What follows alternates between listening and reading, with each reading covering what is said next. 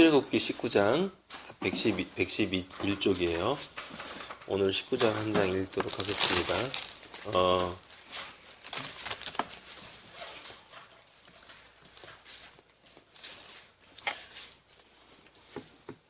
네, 19장 한 장 읽도록 하겠습니다.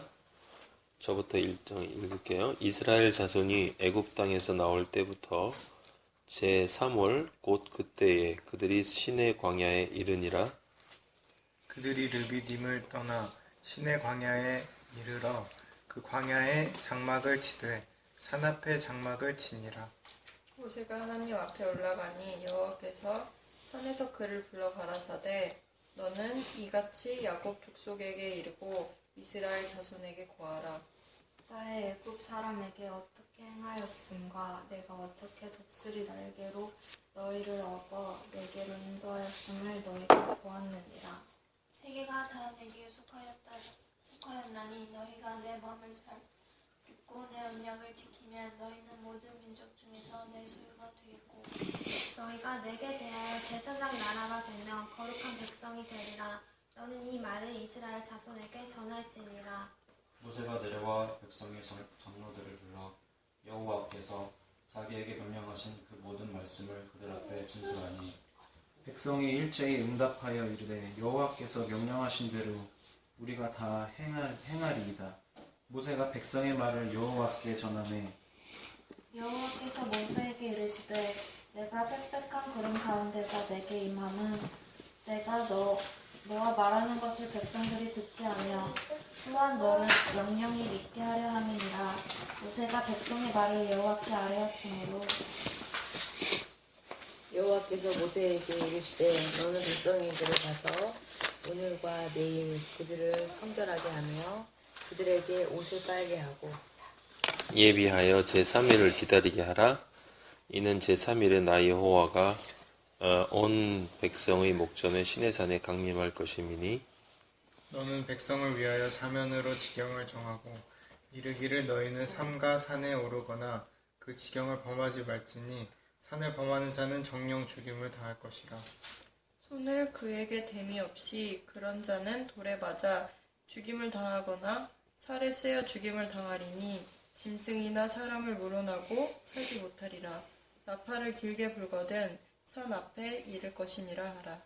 모세가 산에서 내려 백성에게 이르러 백성으로 성결케 하니 그들이 자기 옷을 빨더라.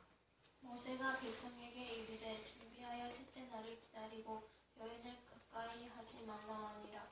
셋째 날 아침에 우레와 번개와 빽빽한 구름이 산 위에 있고 나팔 소리가 매우 크게 들리니 진중에 있는 모든 백성이 다 떨더라.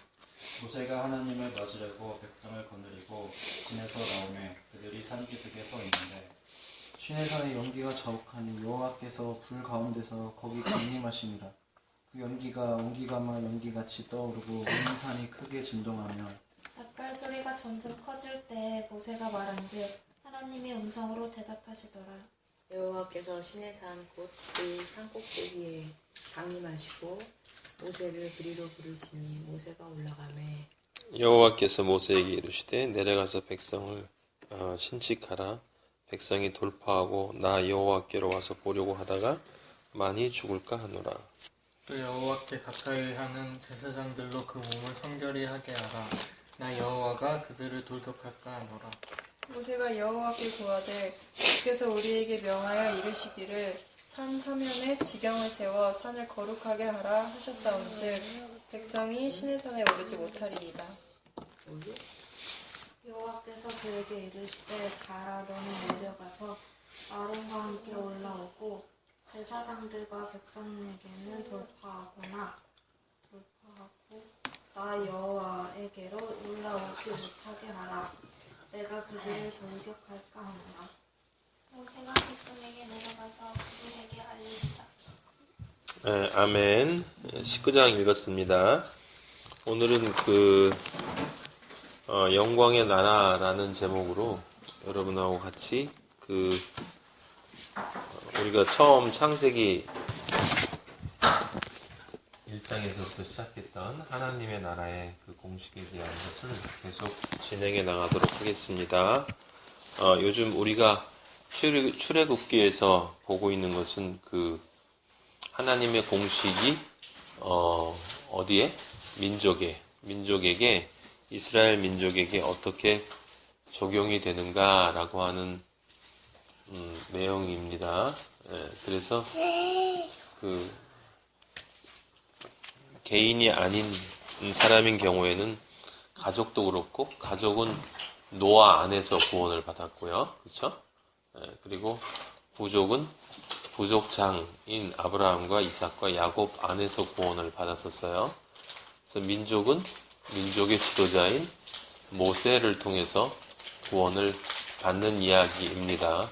전체적으로 보면 모세만을 통해서 구원받는 게 아니고 모세와 여호수아를 합쳐서 구원을 받는 거예요. 그래서 제가 수업 시간 때 이야기를 했지만 그 첫째 아들과 둘째 아들, 그쵸? 태어날 때에 처음 태어난 아들이 있고 그 아들이 이제 모진 이 아버지의 뜻을 알고 다 알지만 돌고 돌아서 나중에 이제 아버지의 뜻을 아는 두 번째 아들로 태어난다고 하지 않았습니까? 그래서 그걸 우리는 다 예수 그리스도 안에서 구원을 받기 때문에 우리가 구원받는 모든 모델 형식을 예수님이 다 거치신단 말이에요. 그래서 성경에서 괜히 우연히 그런 게 아니고 바로 그 이유 때문에 성경에서 예수님을 첫째 아담, 둘째 아담의 아담이라고 부르는 거예요. 그 이유는 예수님을 아담이라고 불러야 예수님이 첫째 아담의 역할을 다 하는 거고 예수님을 아담이라고 불러야 둘째 아담의 역할을 다 하는 거고 그 둘을 합치면 뭐가 되는 거예요? 아담이 되는 거죠. 그러니까 간단한 공식이에요. 하나님이 아담을 낳았는데 그 아담이 처음에는 만들어진 아담이지만 이제 자신이 철이 들고 아버지의 품을 떠나서 제 멋대로 살아가는 그 아담의 모습이 첫 번째 아담의 모습이란 말이에요. 그래서 그 첫 번째 아담이 결코 아버지에게로 다시 돌아올 수가 없기 때문에 그 첫째 아담을 둘째 아담으로 만드시기 위해서 둘째 아담이신 하나님이 둘째 아담이 되셔서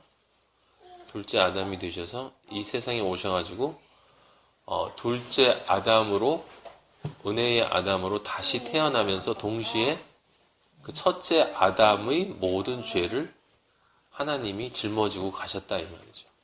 그러니까 논리적으로 정확하게 들어맞죠. 그러니까 아버지의 희생하는 아버지의 모습이 있다고 하지 않았습니까? 그러니까 그 하나님 아버지가 예수 그리스도라는 모습으로 오셨는데 예수님은 100% 하나님이고 100% 사람이라고 그랬어요. 그쵸? 그 100% 하나님이라는 의미가 바로 그 의미예요. 하나님이 인간을 대신해서 죽어야만 둘째 아담으로 거듭날 수 있다라는 이야기를 드리는 겁니다. 그런데 그 하나님이 그렇게 죽으셔야 첫째 아담이 또 뭐가 되는 거예요? 둘째 아담이 되는 거예요. 그래서 항상 성경에 보면 우리가 그 창세기에서 봤지만 하나님은 항상 둘째를 사랑하시죠. 이스마엘을 사랑하지 않고 누굴 사랑해요? 아브라함을, 이삭을 사랑하고 그죠? 에서를 사랑하지 않고 야곱을 사랑해요. 그건 왜 그래요? 항상 첫째는 반드시 죽고 둘째로 거듭나야 되기 때문에 그런 거예요. 그 영적인 의미가 거기 있는 거예요. 전혀 어려운 얘기가 아닌 거예요. 지금 우리 요엘이 다혜가 그런 것처럼. 그래서 지금 우리는 무엇을 경험하고 있는 거냐면 아직 그 둘째 아담이 하나님이 둘째 아담의 형태로 온전한 형태로 오시기 전이기 때문에 그 전에는 모든 사람들이 하나님이 아직 돌아가시지 않았잖아요. 그죠? 그러니까 그 죄에 대한 대가를 치를 수가 없죠. 그러면 무엇을 가지고 이 사람들이 구원을 받는다고 했습니까? 하나님이 그렇게 오셔서 돌아가실 것이라는 그 약속을 믿는 거예요. 그쵸? 약속. 오실 거라는 그 약속을 믿는 거예요. 그래서 하나님이 창세기부터 처음에 아담에게 가죽옷을 입히신 것부터 시작해서 그 다음에 노아의 방주 그 다음에 이스라엘 민족에게는 뭐? 6월절 어린 양. 그래서 그러한 것들을 통해서 예표로 보여주시기도 하고 선지자들을 통해서 끊임없이 내가 약속의 사람을, 약속의 아들을 보낼 거다 라고 이야기를 하신 거예요. 그래서 구약에 있는 이 사람들은 그것을 믿는 믿음으로 구원을 받는 것이고 그것이 완성되는 건 예수님께서 십자가에서 돌아가실 때 다 이루었다라고 하고 다 이루어진 순간에 과거가 어떻게 되는 거예요? 전체가 다 트랜스포밍 되는 거예요. 그래서 예수님의 십자가 사건이 시간적으로는 후에 일어났지만 논리적으로는 그 십자가 사건이 있어야만 구원을 받기 때문에 태초에 이전에 창세 전에 십자가가 먼저 세워졌다라고 신약에서 이야기할 때 그 말은 시간적으로 십자가가 먼저 세워졌다는 뜻이 아니라 실제 십자가는 2000년 전에 예수님의 역사 속에서 일어나는데 그것이 일어나야만 그것이 진짜 시작이 돼서 나머지 구원이 다 이루어지기 때문에 동중이 이해하겠어? 응? 그러니까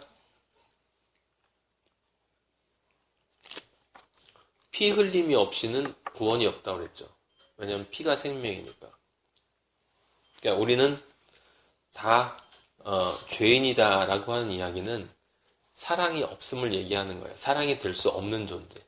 근데 이때 사랑이라는 말을 주의해야지. 사랑은 누구? 하나님. 사랑할 수 있는 존재는 하나님이에요. 그러니까 나에게 사랑이 없습니다 라고 할 때 그 말은 나에게 뭐가 없다? 사랑이 없다라는 거예요. 하나님이 없다는 거야. 나에게 아버지가 없다라는 거예요. 그럼 그건 나는 누구라는 얘기예요? 탕자라는 거예요. 내가 스스로 아버지를 떠나서 집 바깥으로 나가서 선전에 나오는 것처럼 지금 개고생을 하고 있다라는 거예요. 스스로 원해서. 집 떠나니 개고생이다라는 말은 아주 영적인 말이에요. 그래서 개고생을 하고 있는데 내가 선택해서 그 개고생을 하고 있어요. 근데 그냥 개고생이 아니고 이미 생명이 저주받은 존재로 낙인찍히는 거다 이 말이에요. 다시 돌아갈 수가 없기 때문에. 그래서 그 피뿌림이라고 할 때 그 피뿌림은 그냥 우리가 이 생물학적으로 안 죽는 걸 의미하는 게 아니라 아버지와 다시 하나 될 수 있는 그 생명을 나타내는 거예요. 그 생명은 피뿌림이 있어야 된다. 대가가 있어야 된다는 거예요. 근데 그 대가를 치를 수 있는 인간이 없기 때문에 아버지가 대신 치른다는 거지. 근데 성경에는 뭐라고 쓰여졌냐면 십자가는 그리스도의 십자가. 그래서 하나님이 피를 뿌리는 그리스도의 십자가는 창세 전에, 창조 전에 이미 하나님이 세워놓으셨다고 그러거든. 그래야만 그 십자가 안에서 다 구원받는다 이 소리예요. 근데 실제로 역사적으로 보면, 시간적으로 보면 그때 세워진 게 아니거든. 2000년 전에 이스라엘의 어떤 골고다 산에서 세워졌잖아요. 그러면 창세전에 안 세워진 거잖아. 그런데 그게 아니고 지금 얘기한 것처럼 그 십자가가 세워짐으로 그 전에 모든 사람들은 약속만 바라보고 있었는데 약속이 어떻게 된 거야? 완성된 거지. 그러니까 완성됐기 때문에 마치 이 십자가가 맨 처음에 서 있는 것처럼 이 사람들의 구원이 완성이 되는 거야. 그러니까 이게 오기 전까지는 이 사람들은 구원이 안 되니까 무조건 이게 최초로 있어야 되는 거지. 그래서 창세 전에 세워져 있었다는 거예요. 그건 하나님의 계획 속에 그렇게 들어있었다라고 여러분들이 이해를 하면 되겠어요. 지금 그 이야기를 하고 있는데 이스라엘 민족은 그래서 6월절 어린 양이 있었고 모세를 통해서 구원을 받는 과정이에요. 그런데 지금까지 우리가 살펴본 것처럼 개인이든 가족이든 부족이든 다 하나님의 7공식에 맞아 떨어졌단 말이에요. 그렇죠? 그러면 제일 첫 번째가 뭐예요? 구원의 제일 첫 번째 조건은? 응?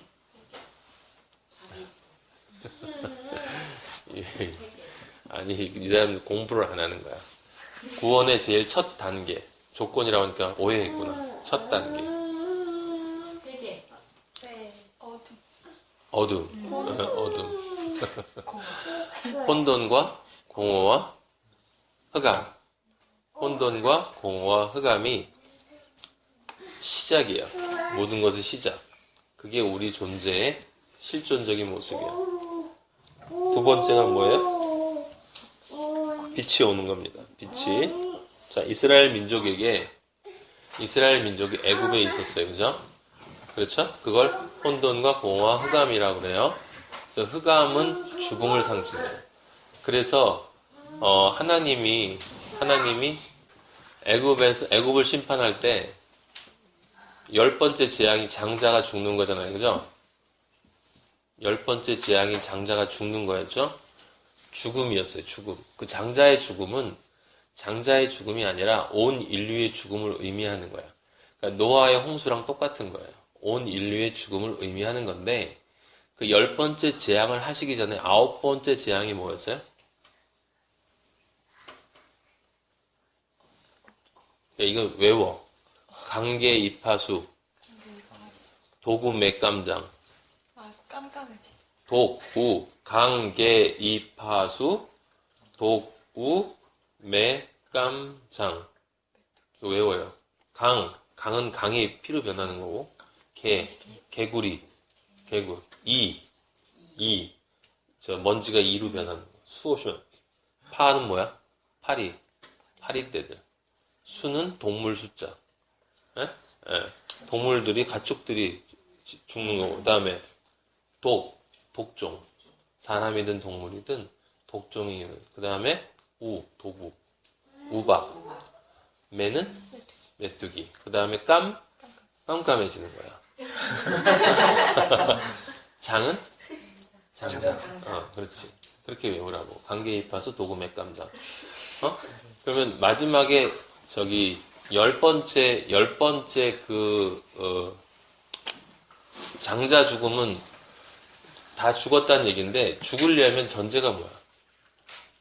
죄로 가득해야 된다는 얘기잖아. 죽음이라는 것이 확인이 돼야 된단 말이에요. 그래서 9번째 재앙이 흑암인 거야. 알겠어요? 9번째 재앙이 흑암인 거야. 그 9번째 재앙 전이 뭐예요? 메뚜기잖아요. 메뚜기가 나온 건 그 전에 우박이나 이런 것들로 인해 가지고 완전히 먹을 것이 다 사라지고 났는데, 거기에서 그나마 조금 남아있는 것들, 조금 남아있는 것들, 생명을 유지할 수 있는 양식이 될 수 있는 것들이 조금 남아있는 것들마저 메뚜기가 와서 완전히 흩어버리는 거거든. 그러니까 그게 영적 상태를 나타내는 거예요. 영적 상태가 그렇게 고갈되고 결국은 죽음으로 이른다는 거고, 그 죽음으로 이르면 실질적인 심판이 온다는 거야. 그게 그 상태란 말이야. 그게 그런데 이스라엘 민족의 상태란 말이야.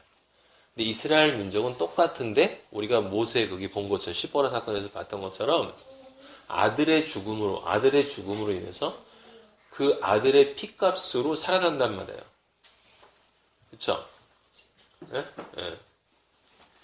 그러니까 그 첫 번째는 그것이었고, 두 번째는 복음이 오는데, 전제는 그건데, 구원의 첫 번째 단계는 빛이 오는 거였잖아요. 그게 누굴 통해서 왔어요? 모세를 통해서 왔어요. 그죠? 하나님의 말씀을 모세가 가지고 예수 그리스도처럼 빛으로 왔고, 두 번째는 통회하고 자복하고 자기 죄를 통회하고 자복하는 거예요. 그죠? 그 통회하고 자복하는 거, 그게 뭐로 이루어집니까?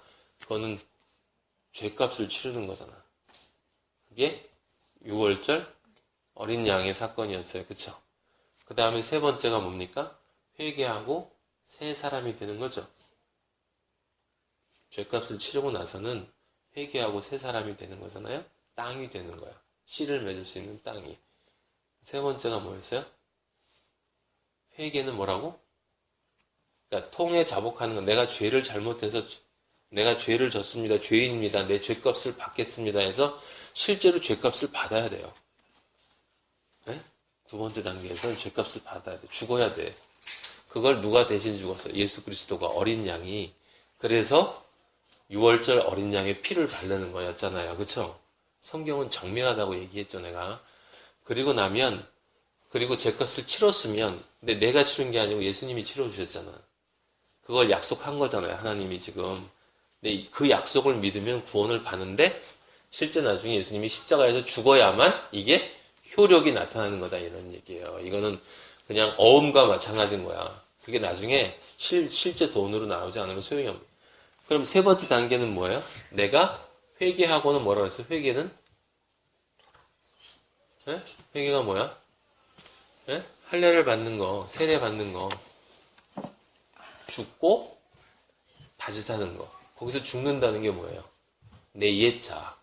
그러니까 죄값은 치렀지만 이제 내 그 죄값을 치렀으면 그 다음에 다시는 내 예차로 살지 않겠다. 그래서 내 예차를 죽이고 새로운 자아가 될 수 있는 존재로 살아나와야 된단 말이에요. 그게 뭐였어? 저번 시간에 했잖아요. 일부러 하나님이 글로 끌고 가셨다 했잖아. 홍해! 아셨어요? 그게 홍해 사건이잖아. 예? 예. 그게 홍해 사건이란 말이에요. 그게 회개의 사건이라고. 그래서 새 땅으로 나왔다고요. 자, 그러면 첫 번째 전제가 애굽의 흑암에 있었는데 하나님의 복음이 빛으로 왔어요. 모세를 통해서. 그래서 사람들이 자신들의 죄값을 치렀어. 통회하고 자복했어요. 어린 양의 피값이 거기 치러졌어. 장자가 죽었어요. 모든 사람이 죽었어. 그 다음에는 내가 과거의 내 옛자를 죽이고 새로운 존재로 다시 살아나겠습니다. 라고 실제 새로운 존재로 다시 나왔어요. 그죠? 그래서 저번 시간에 우리가 봤잖아요. 옛자를 다 죽여야 되기 때문에 그 애국적인 것을 싹 죽인다는 상징적으로 하나님이 홍해 속에다 누구를 다 몰아버리셨어? 애국 병사들을 한 명도 안 남기고 다 수장시키셨다 그랬잖아요. 그거는 상징적으로 뒤를 돌아보지 말고 그쪽에 있는 거는 하나도 더 이상 기억해서는 안 되고 완전히 죽여야 된다라는 걸 상징하는 거예요. 그래서 새 존재로 나왔어. 그럼 새 존재로 나왔으면 그 다음엔 이제 내가 새로운 존재로 하나님이 이끄신 대로 새로운 존재로 나왔으니까 새 생명이 됐어. 새 생명이 됐는데 그럼 그 다음엔 내가 새 생명으로 새로운 방향으로 살아가야 되잖아요. 어떻게 살아나가야 될 것인가라는 게 있지 않겠어요? 그죠? 그러니까 새로운 존재로 살아나가기 위해서는 나를 이끄시는 하나님의 뜻이 내 안에 들어와야 되는 거야. 그래서 넷째 날에 뭐가 오냐면 성령 강림이 오고 말씀이 우리에게 떨어지는 거예요. 우리가 지금 읽은 19장이 바로 그 장이야. 에? 자, 출애굽을 하고 그 다음에 홍해를 건넜어요. 거기 19장 보세요. 홍해를 건넜습니다. 그러고 나서 이제 하나님이 너희와 함께 하신다라고 하는 그 사건을 앞에 아말렉 전쟁하고 반석의 물, 예수 그리스도를 상징하는 생명의 양식을 몇 개 보여주시고 나서 이제 정식으로 하나님이 이스라엘 민족에게 나타나세요. 이스라엘 민족에 바로 그 얘기인데, 자, 1절에 보면 이스라엘 자손이 애굽 땅에서 나올 때부터 제3월 곧 그때에 그들이 시내 광야에 이르. 제3월이니까 3월 1일인데 이건 이제 종교적인 달수를 얘기하는 거예요. 1월 달이 언제예요? 종교적인 1월 달은 이스라엘 민족이 애굽을 떠날 때가 1월 달이야. 자, 거기 한번 잠시 같이 봐요. 이게 중요한 거라. 어디냐면 10번째 재앙 나오기 직전에 12장, 출애굽기 12장 한번 보세요.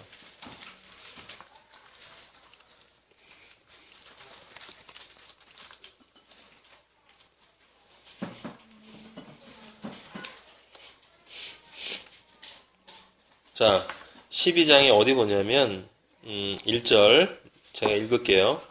여호와께서 애굽 땅에서 모세와 아론에게 일러 가라사대.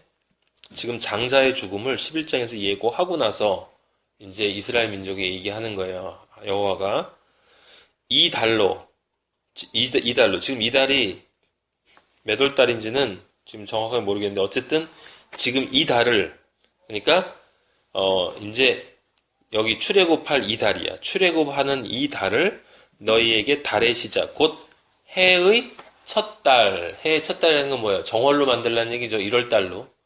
이걸 1월 달로 만들라는 얘기예요. 애굽을 떠나는 달을 너희는 이스라엘 회중에게 고하여 이르라. 이달 열흘에 10번째 날, 그러니까 1월 10일이지. 1월 10일에 너희 메인 어린 양을 취하해서 이제 어린 양을 취하고 쭉 두고 거기 보면 그 다음에 6절에 이달 14일까지 간직하였다가 해질 때에 이스라엘 회중이 그 양을 잡고 여기에 이달 14일까지 간직하였다가 해질 때에 이스라엘 회중이 그 양을 잡고 그 피로 양을 먹을 집 좌우 설주 기둥 문의 좌우 설주 그 다음에 위에 임방 윗부분에 거기에 바르고 고기를 불에 구워 먹어 쓴 나물로 쓴 무교봉이라는 거는 이 부풀리지 않은 거예요. 부풀리지 않은 거. 그러니까 영적으로 뭘 상징하는 겁니까? 인간적인 것을 다 뺀 것을 나타내는 거예요. 인간적인 어떠한 것도 개입돼서는 안 된다는 거예요. 쓴 나물은 뭐겠습니까? 쓴 나물은 이거는 정화를 뜻하는 거예요. 그러니까 죄에 대한 고통을 느끼라고 하는 거지. 자복과 회개, 자기 죄에 대한 아픔을 가져야 된다는 얘기예요. 그래서 그거를 지금 여기 어린 양을 먹는 건 어린 양을 잡아서 피를 바르고 먹는 거는 지금 어린 양이 뭘 당하는 거냐면 지금 제사를 당하는 거예요. 그러니까 죄값을 치르고 있는 거라고 생각하면 돼. 알겠죠? 그래서 난로나 물에 삶아서 먹지 말고 그 머리와 정강이와 내장을 다 뭐 해서 먹어요? 불에 구워 먹으라고 그랬어. 태우란 얘기예요. 알겠어요? 그리고 아침까지 남겨주지 말며 아침까지 남은 것은 곧 소화하라. 다 태워버리라는 거지. 너희는 그것을 이렇게 먹을지 11절에 허리에 띠를 띠고 발에 신을 신고 손에 지팡이를 잡고 급히 먹으라. 이것이 여호와의 뭐? 유월절이니라. 맞았어요. 이게 처음에 유월절이 생긴 거예요. 그러니까 유월절은 1월 며칠? 4일. 1월 14일이 유월절인 거예요. 알았어요? 1월 14일이 유월절인 거예요. 이스라엘의 매해의 첫 명절인데 실제로는 이게 우리가 따지는 1월이 아니에요. 한 3월인가 4월인가? 정확하게는 모르지만 어쨌든 중요한 건 이 영적인 거니까 1월 14일이 6월절인데 그 6월절은 안식일 전날이야. 예비일이라고 그래요. 그래서 그럼 이 날에 누가 돌아가셨어요? 예수 그리스도께서 돌아가셔서 정확하게 이 어린 양을 잡는 이때 예수님이 십자가에 달리셨단 말이에요. 그래서 일부러 그날을 맞춰서 6월절 준비기일에 올라가셔가지고 6월절 예비일날 달렸기 때문에 이 다음 날이 안식일이라고 이 유대인들이 얘기하면서 뭐라고 얘기해요? 안식일날까지 시체를 달아두면 부정하다 그래서 그 전날 다리를 꺾어가지고 시체를 갖다 버리십시오 라고 얘기했단 말이에요. 그러니까 6월절 이날 잡혀서 예수님이 돌아가셨단 말이에요. 자, 그 다음에